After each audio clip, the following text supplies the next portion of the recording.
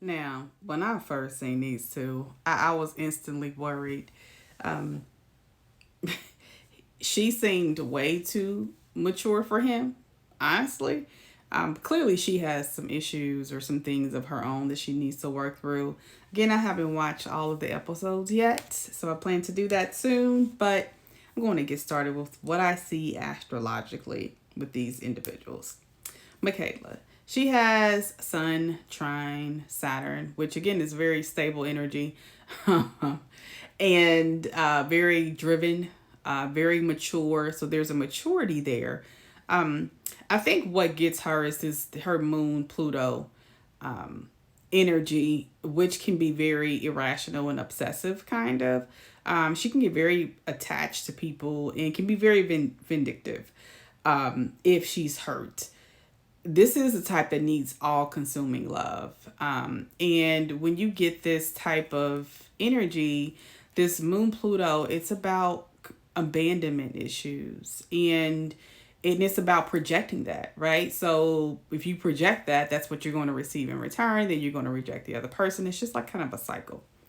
She also has this Venus square Neptune energy that we also seen him in Bow, which is probably why they get along.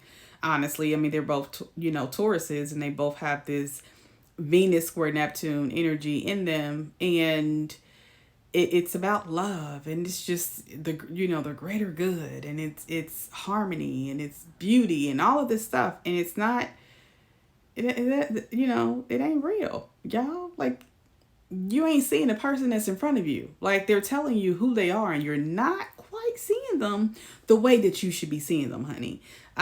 We all can see it, but they ain't quite seeing them in the situation. And so that is, yeah, that's a major concern or issue that she definitely needs to work through herself. So let's move on to Zach. You know, I don't even know how to interpret. I'm gonna be honest. His chart really, he has a lot. Now again, I don't know their time of birth, so I don't know exactly where their moon signs fall. One of the things that I did notice with Michaela as well is that she has this possibly moon square sun, possibly. I think it's closer to moon square Pluto, but either way, there's an imbalance in her.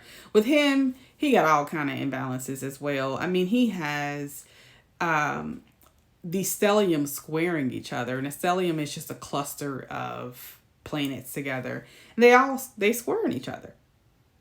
And then he has two other planets that are just not touched by any other planet. So his sun sign is not touched by any other planet, so it's not anchored down. It's Libra.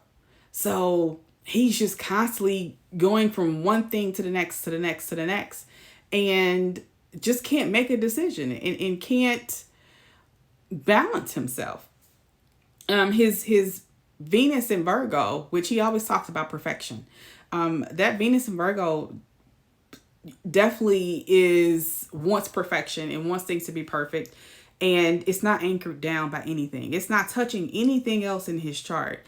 And again, that's a major concern, major issue in his chart, especially with Michaela.